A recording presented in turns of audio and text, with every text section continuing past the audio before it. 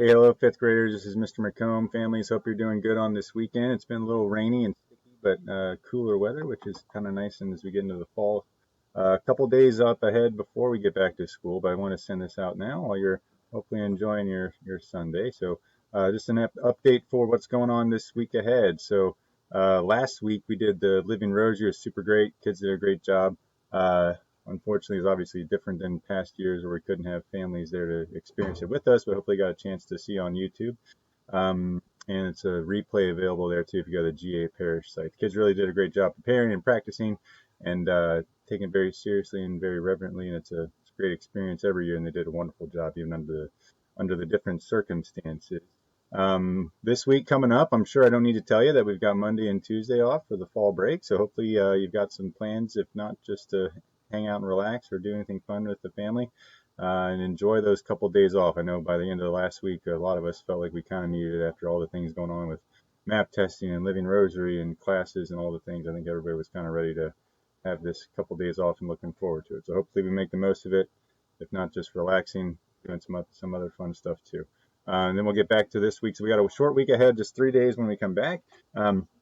Just a quick little peek of what we're going to be getting into. So last week in science, we worked on a lesson in science tools in the textbook, just learning about the various tools we might use in a laboratory or out in the field, out in nature when we're using our observation skills and things like that, and tools that help us do that. This week, what we'll do is we'll wrap up that first unit about just what is science in general. We've learned about kinds of investigations, the general definitions for science, and the skills that scientists use. And now we've talked about the tools a little bit. So we'll do a little review with that over that whole unit, and then we'll hopefully get to the lab. I'm planning hopefully on Thursday, but we'll see. I might have to wait till Friday, depending on the schedule. And we'll practice using some of these tools. So like one I said is really fun to use is the triple beam balance. Learn how to use that to make an accurate reading. We'll try to get some microscopes out and look at some leaves under microscopes and things like that. Just a little experience with those tools. And really looking forward to that. I'm sure the kids are going to be excited to get to the science lab. In math, last week we had an expressions quiz on evaluating expressions, and kids did a great job. I was able to pass them back on Friday after we took the quiz Thursday. Part of the reason for that is that grading was pretty easy. We overall did a really nice job with it. So when there's not a whole lot to correct, it's easier to get through and put the grades in and get it all done from the teacher side. So congrats to them. They did a wonderful job getting ready for the quiz, and happy about that. Next week, this coming up week, we're just going to start a division chapter on division, and working our way toward larger and larger division problems. We'll see how far we get. It might only cover the first lesson, really, since it's a shorter week. Just like with multiplication, one of the things we'll emphasize is how we can build those estimating skills to prepare for the bigger division problems. So talking about not just using an estimate or doing an estimation before you work because your teacher told you to, but because it can be a tool to guide you and give you a good idea about where your answer should end up.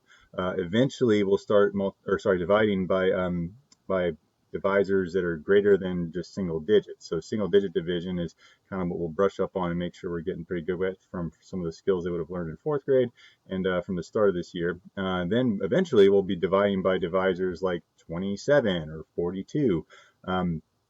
And numbers like that aren't just based on mental math. And so that's when estimating, some of the tricks we'll use for estimating, or the skills we'll build up for those estimating strategies, will be really helpful. So just like with multiplication, it was important to estimate first because there's a large process to go through. When we get into those more and more complex problems, we'll do the same thing with that. So hopefully we'll lay the foundation for some success then. English, last week we had a fun time. With the Living Rosary, we didn't quite get too deep into English as far as a lot of class time with it, with all the practices and the performance. But we did get a chance to review the nouns and do some writing. We came up with a scrambled nouns Halloween story where every student wrote on a slip of paper one person, one place, and one thing. And then I cut those up and divided them up, and everybody got a random person, place, and thing, and then they had to build a Halloween story out of it. Just a quick little, maybe 2-paragraph story, which was a lot of fun. The kids really enjoyed it, took those in a lot of directions, and with Halloween approaching soon, it's a couple weeks away, but I know that's one we look forward to every year. It's certainly one of our favorite holidays here at the McComb household. We had a fun time just using that Halloween theme to sort of maybe help work our way through some of the randomness of the nouns we might have encountered based on how it worked out. Kids had a fun time sharing those with each other on Friday. Instead of us being in the class sharing in front of the whole class where you might get a little nervous, I decided to make it like a little bit of a campfire ghost story thing where the kids were able to get outside and sit in a circle and share their stories with each other.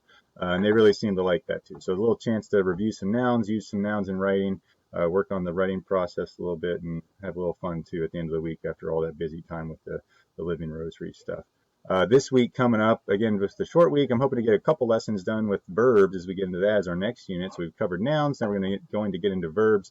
We'll do action verbs, main verbs, helping verbs, and I'm sure by then we'll be out of time for the week. So hopefully we'll get to that and cover those things as we get into things, all right? So that's about it for now. Now I have as I was just talking about Halloween, we have a couple things I wanted to share just from around my house just for fun. But we have encountered some creepy crawlers in our backyard recently. One is this Venus flytrap that we purchased. My wife found at the store. My kids love that. It's pretty neat. We named him Snappy. So that's our pet right now. It's our only pet, and so I guess we can handle that. Just let it, get a little water every now and then and let it catch little flies. It's pretty cool. We've had it just for a little bit. We've noticed it caught a couple little flies. Like I think this looks like this little spot here has a little bug inside. It's just like any other plant. It eventually wilts and dies away. So there's a few little traps that are wilting and eventually kind of die off. But new baby ones you see underneath there kind of grow down by it, and they'll grow up big like the other ones, and that's how the plant kind of continues its life cycle. This is a pretty neat plant. It's a carnivorous plant, one that has a feature that allows it to get extra nutrients from animals, which is again kind of creepy as we talk about Halloween stuff going on, right? So that was pretty cool. We'll talk a lot about plants and animals later on as we get into our life science units later on this year. Another one you might notice here is a praying mantis that we also found on Friday night as I was getting ready for a little outdoor grilling with my family. I was wiping off our glass table that we have out in the backyard, and underneath, this is an upside down praying mantis. I noticed as I was wiping off the table, I looked down through the glass and saw, oh my goodness, there's a praying mantis there. And so that's pretty cool. We saw that there. It's kind of a rare event. It's maybe about 3 inches long, not super huge, but definitely pretty big. So I was able to get it on a stick, put it out in the grass, and we eventually moved it to like a flowery bush where there were a lot of bugs around. I was busy on the grill, but my son, Aiden, for a few minutes and was able to watch it actually catch. I think he said it caught maybe a bee or something, and he was able to watch it eat it, and it's creepy, right? So praying mantises are pretty terrifying. Luckily, they're small, but they're pretty monstrous looking. And this picture, you can kind of see it's looking right at the camera there, like wondering what's going on and maybe thinking if it needs to defend itself. So anyway, there's a couple neat things going on. I guess learn about being out in nature, even in our own backyards, and getting into some kind of creepy, scary type things as we get closer to Halloween. So that's always fun too. So that's it for now. Again, just wanted to share that. I'll see you guys Wednesday. Hope you again enjoy the next couple of days off. We'll have a short little week ahead of us after we get back, and enjoy. I'll talk to you guys later. See ya. Bye.